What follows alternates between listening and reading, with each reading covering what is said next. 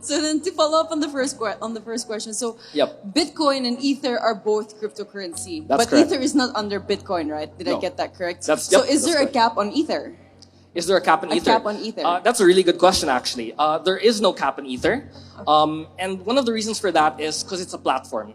So it's not like a Bitcoin where it's like gold, it's a store of value. Ether is really a platform for other cryptocurrencies and NFTs to be built on.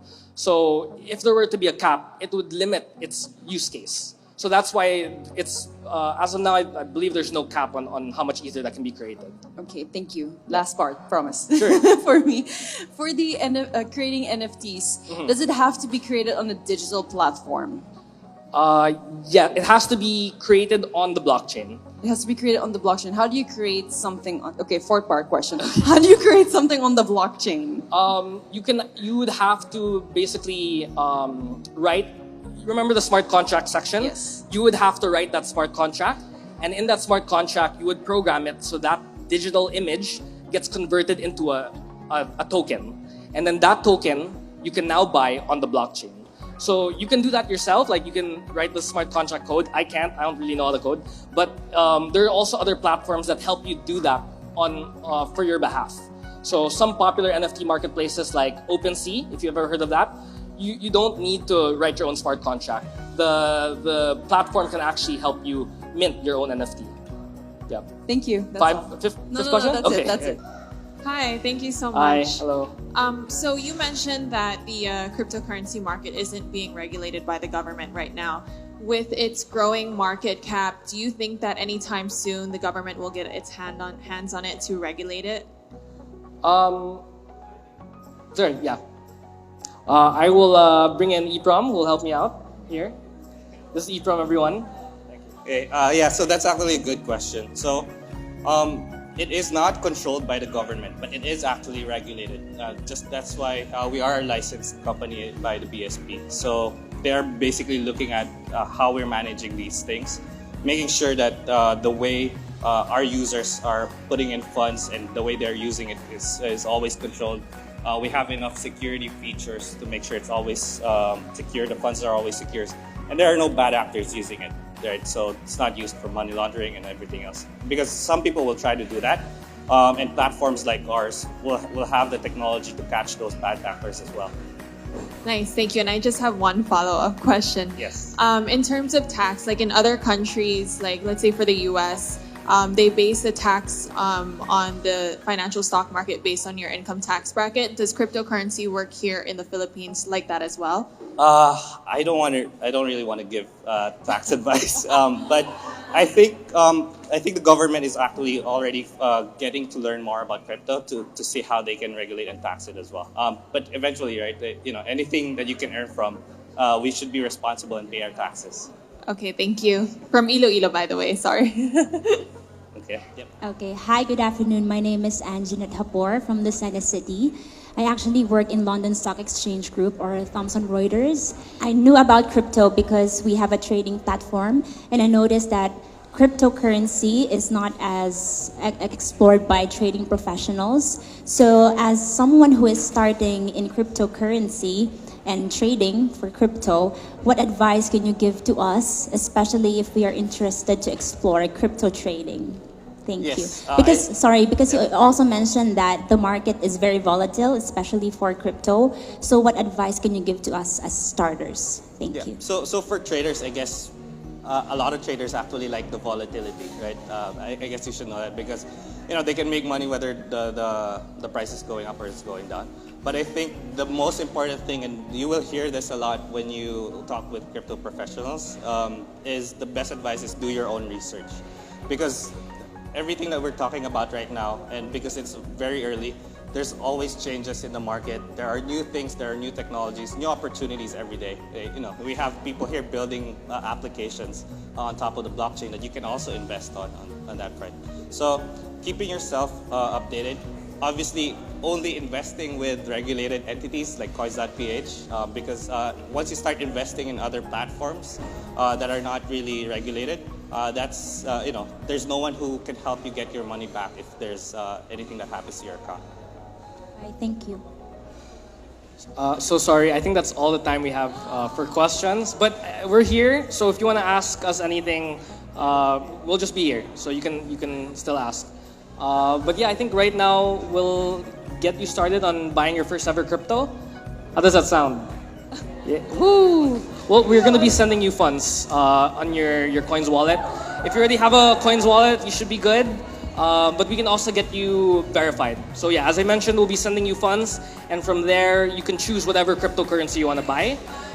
We have quite a number of cryptocurrencies available, but just feel free to ask us like what exactly they do if you're curious.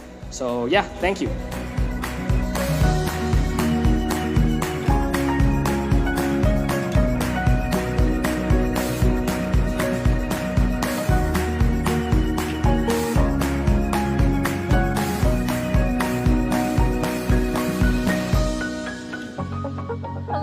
This is Pauline Amelinckx from the very beautiful province of Bohol. We just finished our Coins.ph session. I actually started reading about cryptocurrency late in 2021, but I have to admit it was all so overwhelming. It was a lot of information that I was researching about on my own.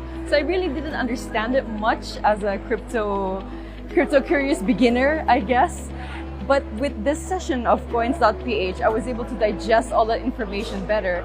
And now I'm actually really excited to start investing into cryptocurrency. And thank goodness Coins.ph is making it so much easier for us to do so. With the swipe of your screen and just the push of a button, I can already invest. So that is really something I'm looking forward to, and hopefully it will help me in the next parts of my life. Hi everyone, this is Katrina Legado, Miss Universe Philippines 2022 from Taguig City, and I'm gonna share with you my experience with Coins.ph.